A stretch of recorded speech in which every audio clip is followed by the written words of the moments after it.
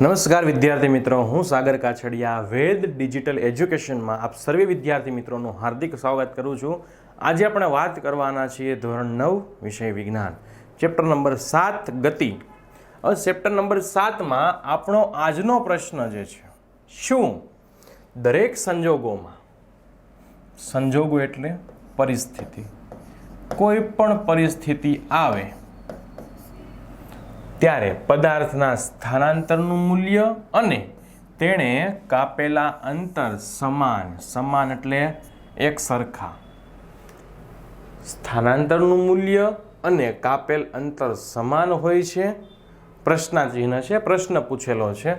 યોગ્ય અને જરૂરી ઉદાહરણ આપીને સમજાવવાનું છે કે સ્થાનાંતર અને અંતર વિશે. ચાલો પહેલા જોઈએ કે દરેક સંજોગોમાં પદાર્થનું સ્થાનાંતર અને તેણે કાપેલ અંતર સમાન હોતા નથી. દરેક સંજોગોમાં સ્થાનાંતર અને અંતર સમાન હોતા નથી. એ પરિસ્થિતિ ઉપર આધાર રાખે છે કે સ્થાનાંતર અને અંતર સમાન પણ હોઈ શકે, અથવા તો એના કરતાં ઓછું પણ હોઈ શકે, અથવા તો સ્થાનાંતર શૂન્ય પણ હોઈ શકે છે. ચાલો જોઈએ. તો આ હકીકતને આપણે સમજવા માટે નીચેની આકૃતિ દર્શાવ્યા મુજબ પદાર્થની ગતિનો વિચાર કરવાનો છે. તો ચાલો સૌ પ્રથમ આપણને માપ આપેલા છે કે આ O એ સંદર્ભ બિંદુ છે, C, B અને A એ સ્થાન છે અલગ અલગ. ચલો ક્યાંથી શરૂઆત કરે છે? 0થી. હવે આપણને ઉદાહરણ એક આપ્યું છે, કિસ્સા નંબર 1 કે ધારો કે પદાર્થ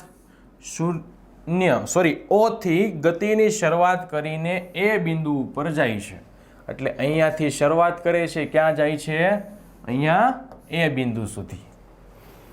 આ ગતિપથ માટે એની પથ લંબાઈ અને સ્થાનાંતર નીચે મુજબ શોધી શકાય. પહેલા આપણે શોધી લઈએ.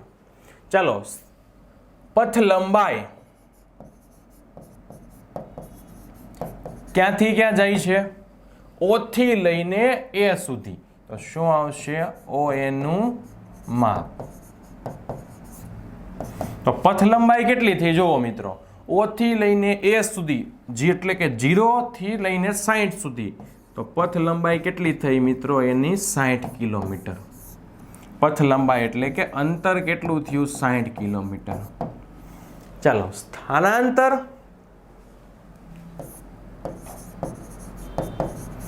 હવે સ્થાનાંતરનું આપણી પાસે સૂત્ર છે કે અંતિમ સ્થાન માઇનસ પ્રારંભિક સ્થાન. અંતિમ સ્થાન જો ક્યાં છે? આ O થી શરૂઆત કરી હતી, A સુધી જાય છે. અંતિમ સ્થાન છે A અને શરૂઆતનું સ્થાન છે O. આ A પાસેનું માપ છે 60, O પાસેનું માપ છે 0. 60 માઇનસ 0 તો સ્થાનાંતર કેટલું થઈ ગયું? 60 કિલોમીટર. જો અંતરે 60, સ્થાનાંતરે 60, તો આ કિસ્સામાં અંતર અને સ્થાનાંતર બે કેટલા આવ્યા? એક સમાન આવે છે. હવે આપણે જોઈએ કે આપણી જે ગણતરી છે એમાં કેટલા આવે છે. તો પથ લંબાઈ OA એમાં 60 આવ્યું, સ્થાનાંતર એમાં પણ કેટલું આવે છે? 60 કિલોમીટર આવે છે. ટૂંકમાં આ બંને કેવા થયા? એક સમાન. તો આ કિસ્સા માટે અંતર અને સ્થાનાંતર એક સમાન છે. કેવા છે? સમાન છે. બરાબર. અને સ્થાનાંતર ધન x દિશામાં થાય છે, એટલે કે જમણી બાજુ થાય છે. ત્યારબાદ બીજો કિસ્સો.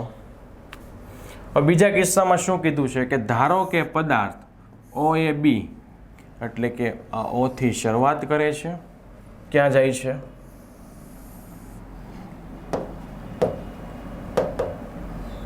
O થી શરૂઆત કરીને જાય છે A સુધી.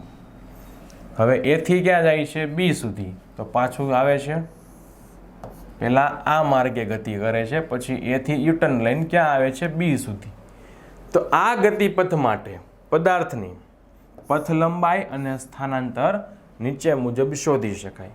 ચલો, પથ લંબાઈ એટલે કે અંતર. પહેલાં ક્યાં જાય છે?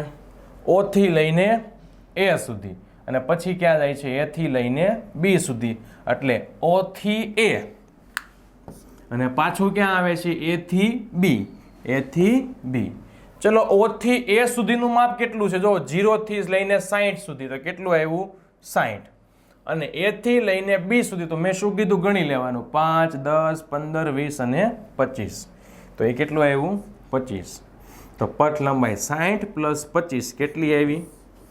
85 કિલોમીટર. પથ લંબાઈ કેટલી આવે છે? 85. હવે મારે શું શોધવાનું છે? એનું સ્થાનાંતર. તો સ્થાનાંતરનું સૂત્ર છે અંતિમ સ્થાન માઇનસ પ્રારંભિક સ્થાન. તો ચાલો અહીંયા ઓ થી શરૂઆત કરે છે, ક્યાં સુધી આવે છે? બી સુધી. તો અંતિમ કોણ થયું? બી. પ્રારંભિક કોણ થયું? ઓ. ચાલો અંતિમ સ્થાનનું માપ કેટલું? 35. અને પ્રારંભિકનું કેટલું? 0. તો અંતિમ 35, પ્રારંભિક 0. 35 માઇનસ 0, તો સ્થાનાંતરનું મૂલ્ય કેટલું થયું? 35. તો આ કિસ્સામાં જુઓ, આ કિસ્સામાં સ્થાનાંતરનું મૂલ્ય અને પથ લંબાઈ સમાન નથી. અંતર છે 85, સ્થાનાંતર છે 35, અને સ્થાનાંતર ક્યાં થાય છે? ધન દિશામાં. એટલે કે ક્યાં થાય છે? ઓ થી લઈને બી સુધી એ ધન દિશામાં થાય છે. આગળ હવે ત્રીજો કિસ્સો.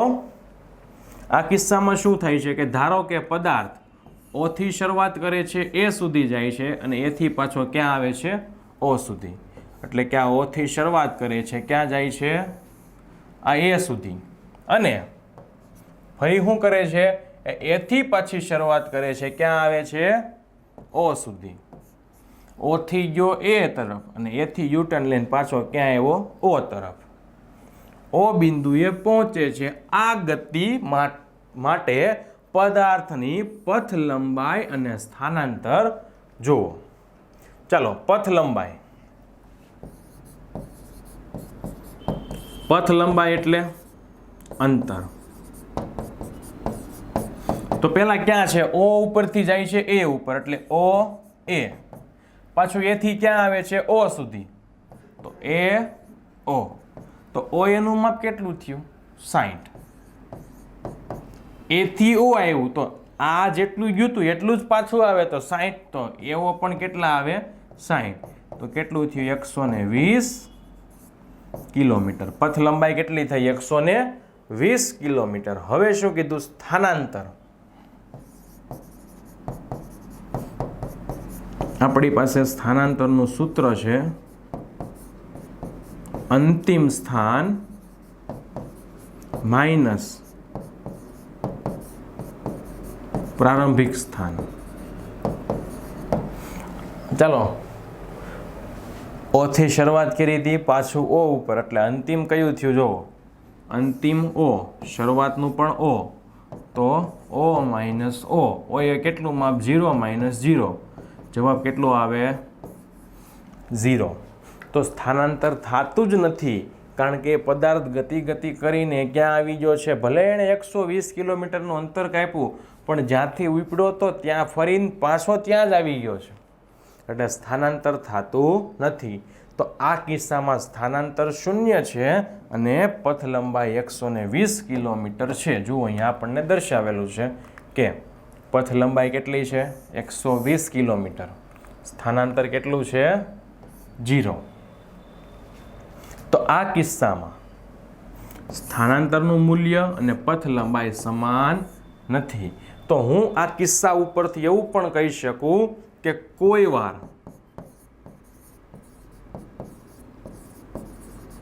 સ્થાનાંતરનું મૂલ્ય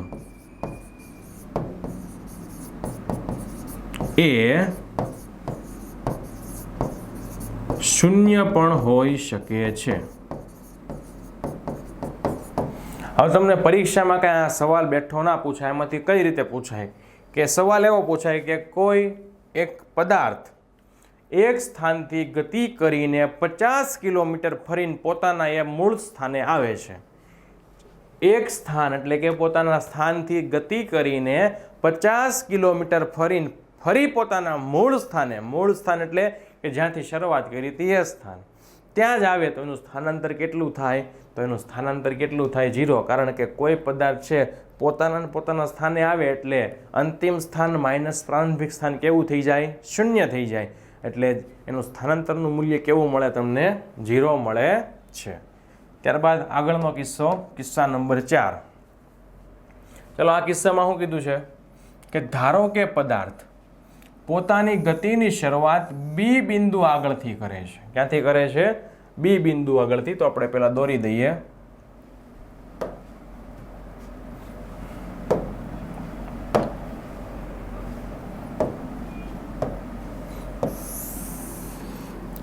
ચલો, કેટલાથી શરૂઆત કરે છે? 0 થી. 0, 5, 10, 15, 20, 25, 30, 35, 40, 45, 50, 55 અને 60. આ બધા માપ કિલોમીટરમાં છે. અહીંયા છે O, અહીંયા છે A, ત્યારબાદ C છે અહીંયા 25 પર, ત્યારબાદ 35 પર B અને 60 પર A. 35 પર B, 60 પર A. હવે આપણે કિસ્સા નંબર 4 ની ચર્ચા કરીએ કે ધારો કે પદાર્થ પોતાની ગતિની શરૂઆત ક્યાંથી કરે છે? બી બિંદુ આગળથી. તો અહીંયા બી બિંદુ આગળથી શું કરે છે? ગતિની શરૂઆત કરે છે. અને BAC કયા માર્ગે? BAC એટલે કે બી થી ક્યાં જાય છે? A તરફ. બી થી ક્યાં જાય છે? આ A તરફ. અને પાછું A થી ક્યાં જાય છે? C તરફ. બી થી A થી C તરફ જાય છે. તો આ ગતિપથ માટે પદાર્થની પથ લંબાઈ અને સ્થાનાંતર.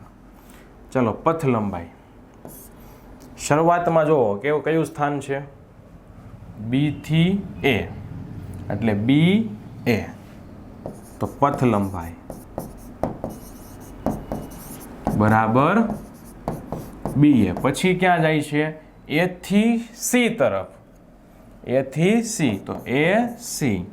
ચલો, BA નું માપ કેટલું છે? 5, 10, 15, 20 અને 25. A થી C એટલે 5, 10, 15, 20, 25, 30 અને 35. તો કેટલું થાય? 35, 30 ને 20, 50 ને 10, 60. તો પથ લંબાઈ કેટલી થઈ મિત્રો? જુઓ, અહીંયા તમે જોઈ શકો છો પથ લંબાઈ 60 કિલોમીટર. આમાં કેટલી આવે છે? એમાં 60 આવી. હવે આપણે શોધવાનું છે સ્થાનાંતર. સ્થાનાંતરનું મારી પાસે સૂત્ર છે. અંતિમ સ્થાન માઇનસ પ્રારંભિક સ્થાન. અંતિમ સ્થાન માઇનસ પ્રારંભિક. ચાલો, શરૂઆત ક્યાંથી કરી હતી? બી થી. A ઉપર ગયું, પાછું ક્યાં આવ્યું? C ઉપર. તો અંતિમ સ્થાન કયું કહેવાય? C. પ્રારંભિક સ્થાન કયું કહેવાય? B. ચાલો, C ઉપર કેટલું છે? 25. B ઉપર કેટલું છે? 35. તો 25 માંથી 35 બાદ કરો તો કેટલા મળે? 10. પણ કેવા? -10. સ્થાનાંતર કેટલું આવ્યું? -10. અહીંયા કેટલું આવે છે? જુઓ, ત્યાં આવે છે પણ -10. તો આનો અર્થ શું થાય? -10 સ્થાનાંતર આવ્યું. એટલે કે આ કિસ્સામાં સ્થાનાંતર અને પથ લંબાઈ સમાન નથી. સ્થાનાંતરની દિશા એ ઋણ છે x અક્ષ ઉપર. એટલે ક્યાં મળે છે કે મૂળ સ્થાન જ્યારે શરૂઆત કરી હતી ત્યાંથી કેવું ગયું? એ ડાબી સાઈડ. આગળના જે કિસ્સા હતા એમાં કેવી મળતું હતું સ્થાનાંતર? પહેલા બે કિસ્સામાં જમણી બાજુ મળ્યું હતું મૂળ સ્થાનથી. એટલે કેવું મળ્યું? ધન. અહીંયા મૂળથી ડાબી તરફ મળે છે. ડાબી તરફ મળે એટલે એને કહેવાય ઋણ. અને એ કેવું આવ્યું? જો અહીંયા તમે જોઈ પણ શકો છો કે આપણે -10 કિલોમીટર સ્થાનાંતર મેળવ્યું. તો માઇનસની નિશાની એવું સૂચવે કે મૂળ સ્થાનથી ક્યાં જાય છે? પાછળની બાજુએ x અક્ષ ઉપર. ચાલો, ઉપરના ચારેય કિસ્સાઓ પરથી સ્પષ્ટ થાય છે કે પહેલા કિસ્સામાં દરેક સંજોગોમાં પદાર્થનું સ્થાનાંતરનું મૂલ્ય અને પદાર્થે કાપેલા અંતર સમાન હોતા નથી. બીજું, પથ લંબાઈ અંતર હંમેશા ધન જોવા મળે. ખાલી જગ્યામાં પૂછાય પથ લંબાઈ હંમેશા ખાલી જગ્યા જ મળે તો જવાબ શું આવશે? ધન. ખાસ યાદ રાખવું એક માર્ક માટે. ત્યારબાદ જ્યારે સ્થાનાંતર ધન, ઋણ અથવા તો શૂન્ય હોઈ શકે છે. કેવા હોય? ધન એટલે કે મૂળ સ્થાનથી આગળની તરફ હોય, ઋણ એટલે કે મૂળ સ્થાનથી પાછળની તરફ પણ હોય, અને શૂન્ય એટલે કે મૂળ સ્થાન છે ત્યાં પણ એનું અંતિમ સ્થાન હોય છે. એટલે કે સ્થાનાંતર છે એ ધન, ઋણ કે શૂન્ય હોઈ શકે છે. આ ખાસ તમારે યાદ રાખવું. અંતર હંમેશા કેવા હોય? ધન. સ્થાનાંતર કેવું હોય? ધન, ઋણ અથવા તો શૂન્ય હોઈ શકે છે. ત્યારબાદ આગળની એક પ્રવૃત્તિ છે, જુઓ કે 1 મીટર પટ્ટી અને 1 લાંબુ દોરડું. 1 મીટર પટ્ટી એટલે કે સ્કેલ અને 1 લાંબુ દોરડું લો. હવે બાસ્કેટબોલના મેદાનના એક ખૂણેથી તેની વિરુદ્ધ આવેલા બીજા ખૂણા સુધી તેની ધારે ધારે ચાલતા જાઓ. ચાલો, આ આપણું શું છે? બાસ્કેટનું મેદાન છે. નામ આપી દઉં છું ABCD. હવે કોઈ એક ખૂણો પસંદ કરી લઉં છું. ચાલો, એ જ ખૂણો પસંદ કરું છું અને શું કરું છું? એક ખૂણાથી વિરુદ્ધ આવેલા બીજા ખૂણા એટલે કે ખૂણો C તરફ તમારે ચાલતા જવાનું છે. ક્યાં? એટલે ધારે ધારે. A થી B ગયો, B થી પાછો ક્યાં ગયો? C. A થી B, B થી C. તો તમારા દ્વારા કપાયેલ અંતર અને સ્થાનાંતરનું મૂલ્ય કેટલું હોય? તો કપાયેલ અંતર કેટલું હોય મિત્રો? પહેલા ક્યાં ગયા? A થી B તરફ અને પછી ક્યાં ગયા? B થી C તરફ. તો તમારું અંતર કેટલું હોય? આ AB પ્લસ BC ના સરવાળા જેટલું. અહીંયા જુઓ, તમને AB નું માપ આપ્યું છે. કેટલું આપ્યું છે? X. તો AB નું માપ X, BC નું માપ Y. તો કેટલું છે? X plus Y. અંતર કેટલું મળ્યું? X plus Y. હવે તમારે શોધવાનું શું છે? સ્થાનાંતર. જુઓ,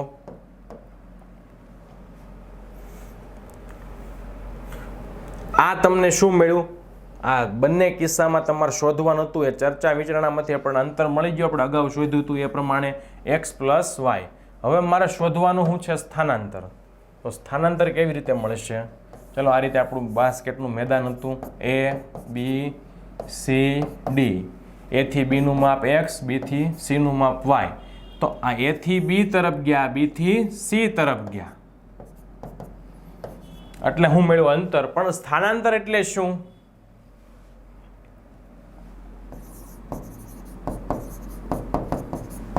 સ્થાનાંતર એટલે અંતિમ સ્થાન માઇનસ પ્રારંભિક સ્થાન. સ્થાનાંતર એટલે અંતિમ સ્થાન માઇનસ. તો A થી B, B થી C. તો અંતિમ કયું થયું? C સ્થાન. પ્રારંભિક કયું થયું? A સ્થાન.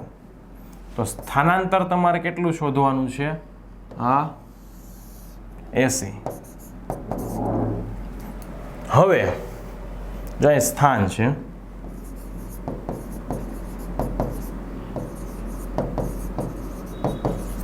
AC. હવે તમને શું કીધું? જો અહીંયા આ AC નું માપ. તો જો આપણે ગણિતમાં આવે કે કાટકોણ ત્રિકોણ માટે પાયથાગોરસનો પ્રમેય. આ કયો ત્રિકોણ થઈ ગયો અહીંયા? કાટકોણ ત્રિકોણ. એના માટે પાયથાગોરસનો પ્રમેય એટલે કે આ બે બાજુના માપનો સરવાળા શું કરવાનો? વર્ગ કરવાનો. અને એ શું થાય? જેનો કર્ણ છે એના વર્ગના સરવાળા બરાબર. એટલે કે મારે આ AC નું મૂલ્ય શોધવું છે તો હું શું લખીશ? AC બરાબર આ કઈ બે બાજુ છે? AB વત્તા BC. એટલે કે કર્ણનો વર્ગ એ બાકીની બે બાજુના વર્ગના સરવાળા બરાબર હોય. હવે AB નું માપ આપણને કેટલું આપ્યું છે? જુઓ, AB નું માપ આપણને આપ્યું છે X એનો વર્ગ. BC નું માપ કેટલું છે? Y. તો Y નો વર્ગ.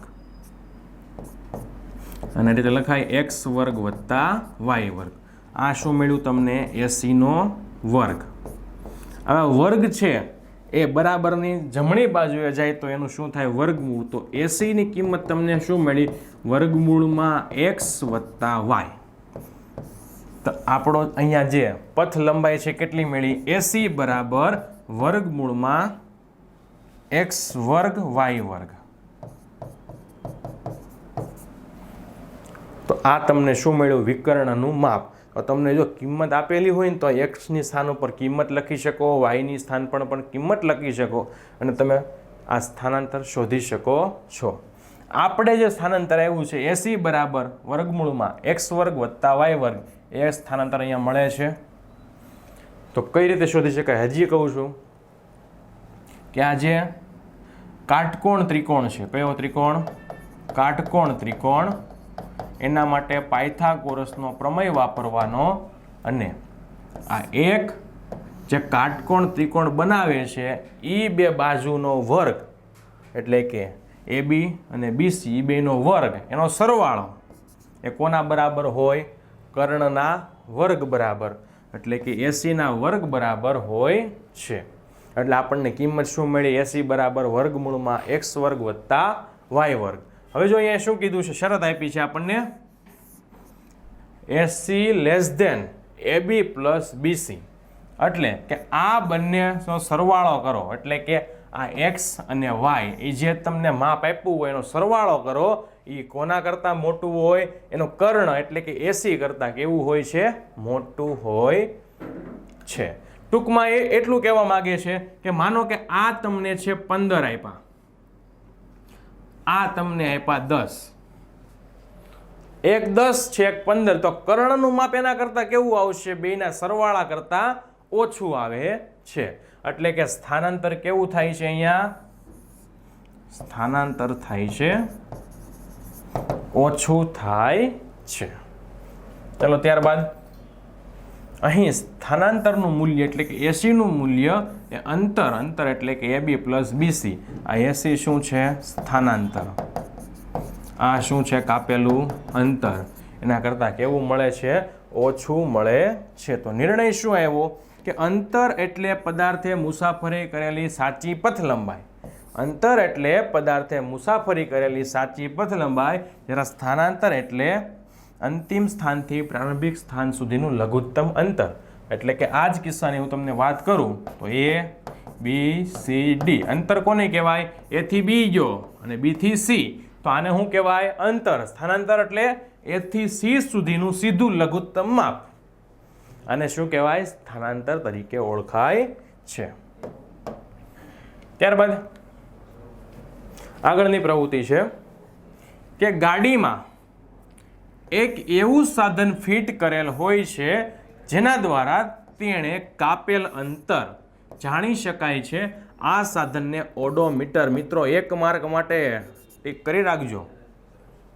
વાહને કાપેલું કઈ રીતે પૂછાય આપણને? વાહને કાપેલ અંતર.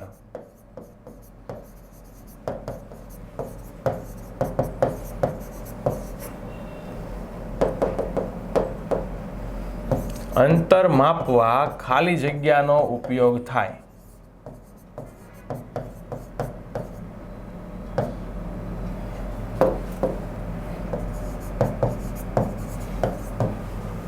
તો અહીંયા શું કીધું છે આપણને? તેણે કાપેલ અંતર જાણી શકાય. આ સાધનને કહેવાય ઓડોમીટર. તો વાહને કાપેલું અંતર માપવા ખાલી જગ્યાનો ઉપયોગ થાય તો એ સાધન છે ઓડોમીટર.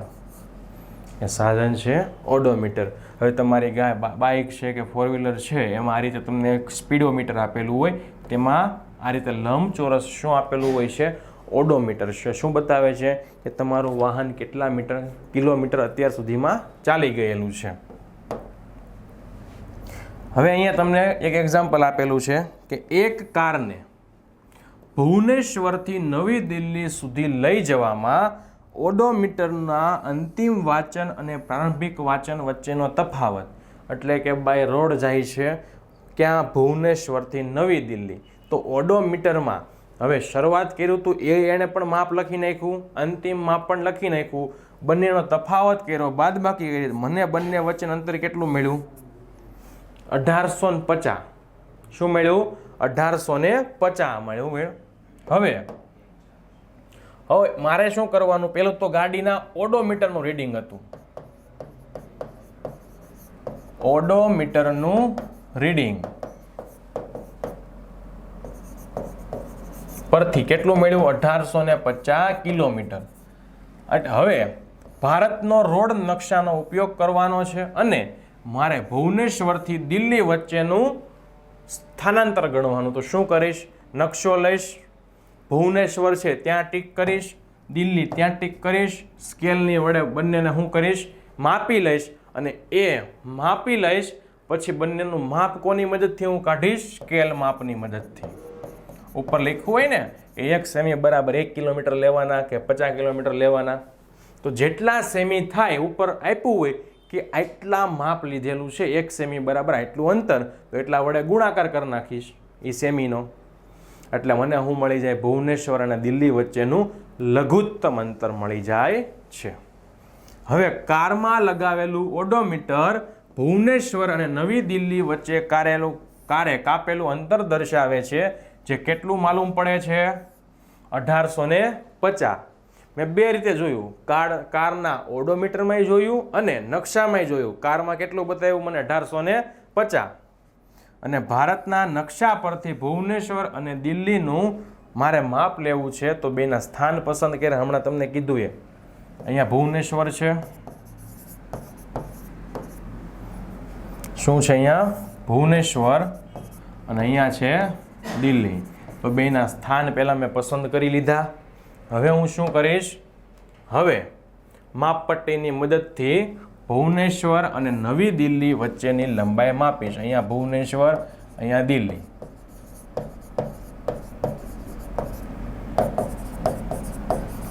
પછી શું કરીશ? આ માર્ગ નકશા પર આવેલા અંતર માટે સ્કેલ માપનો ઉપયોગ કરો, એટલે કે માપપટ્ટીની લંબાઈને એ સ્કેલ માપ વડે ગુણી લેવાના. એટલે કે સીધી લાઈન દોરવાની, જેટલું અંતર મળ્યું છે એને ગુણ્યા સ્કેલ માપ કરવાના. એટલે મને શું મળે? નકશા પરથી ભુવનેશ્વર દિલ્હી વચ્ચેનું અંતર. તો આ કેટલું મળશે? તો કારના સ્થાનાંતરનું મૂલ્ય તેણે ખરેખર કાપેલા અંતર કરતાં ઓછું હોય. એટલે કે કાર વડે કેટલું મળ્યું હતું? 1850 કિલોમીટર. હવે નકશા વડે કેટલું મળે છે? 1850 થી ઓછું. તો નકશામાં મને જો કારે કાપ્યું હતું એ શું મળ્યું હતું? એનું અંતર. નકશામાં મેં સીધું લઘુત્તમ માપ લીધું, તો નકશા પરથી મને શું મળ્યું? સ્થાનાંતર મળ્યું. એટલે શું કીધું અહીંયા જુઓ, સ્થાનાંતરનું મૂલ્ય એટલે કે નકશા ઉપરથી મળેલું માપ તેણે કાપેલા અંતર એટલે કે ઓડોમીટરના માપ કરતાં કેવું છે? ઓછું છે. એટલે કે આ કિસ્સામાં સ્થાનાંતરનું મૂલ્ય ઓછું છે, અંતરનું મૂલ્ય વધારે છે. અત્રે નિર્ણય આવે છે આપણો કે સાચી પથ લંબાઈ સ્થાનાંતરના મૂલ્ય કરતાં કેવી હોય છે? વધારે હોય છે. એટલે કે અંતર અને જો સ્થાનાંતરની વાત કરવામાં આવે તો અંતર એ સ્થાનાંતર કરતાં કેવું હોય? વધારે પણ હોઈ શકે, સરખું પણ હોઈ શકે. ક્યારેય અંતર આ સ્થાનાંતરથી ઓછું હોતું નથી. હવે મિત્રો મળીશું આપણે આપણા નવા વિડીયો સાથે. અસ્તુ. જય હિન્દ, જય ભારત.